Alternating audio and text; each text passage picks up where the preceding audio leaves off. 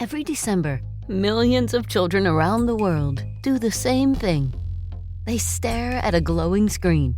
They point excitedly. They whisper, "He's almost here."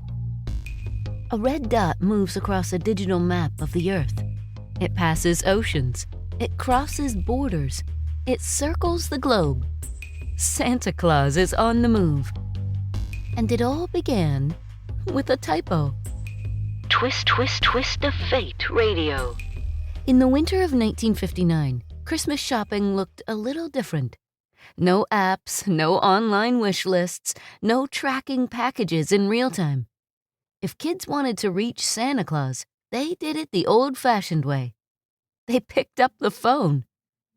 That year, Sears published a holiday advertisement in a local newspaper. It featured a cozy image of Santa and an irresistible promise. "Hey kids, call Santa directly." All they had to do was dial the number printed in the ad.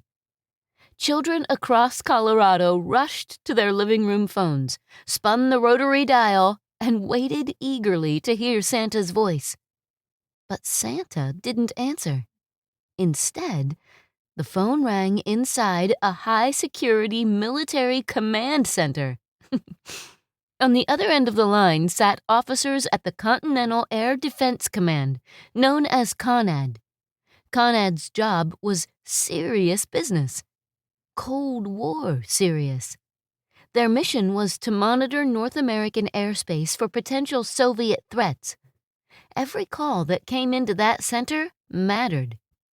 And now, they were getting calls from 5-year-olds asking if Rudolph was ready. The number in the Sears ad had been printed incorrectly. One wrong digit, and instead of Santa's workshop, children were dialing directly into the nerve center of U.S. air defense. At first, the officers were confused, then amused, then faced with a choice. They could hang up, they could correct the mistake, they could shut it down. But one officer, Colonel Harry Shoup, had a different idea. Instead of disappointing the children, he played along. He told the first caller that, yes, Santa was real, and yes, he was on his way. Soon the phones were ringing nonstop. Children called asking where Santa was, how fast he was flying, whether he'd reached the North Pole yet. Rather than pulling the plug, the staff leaned in. They grabbed maps. They improvised flight paths. They used radar screens designed to track bombers to track a sleigh. Before long, CONAD officers were officially reporting Santa's location to children who called in. What began as a misprint became a moment of unexpected magic. The story spread. Newspapers picked it up. Radio stations followed.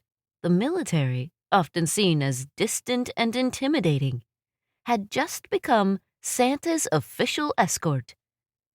A few years later, CONAD evolved into a new organization with an even broader mission: North American Aerospace Defense Command, better known as NORAD. And the tradition continued. Every Christmas Eve, NORAD tracks Santa's journey around the world. Volunteers answer phones. Websites go live. Maps update in real time. Children from dozens of countries tune in to see when Santa will arrive at their home. All because someone at Sears typed the wrong number. A tiny mistake. One misdial. A decision to be kind instead of correct. And suddenly, a Cold War command center became part of Christmas folklore. This has been Twist of Fate Radio. I'm Angela Clark. Until next time, remember, sometimes the smallest choices lead to the biggest consequences. Want to explore more stories like this? Visit twistoffateradio.com. There you can read more details about this story and others like it.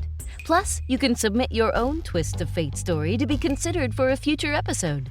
You never know what twist of fate is coming next.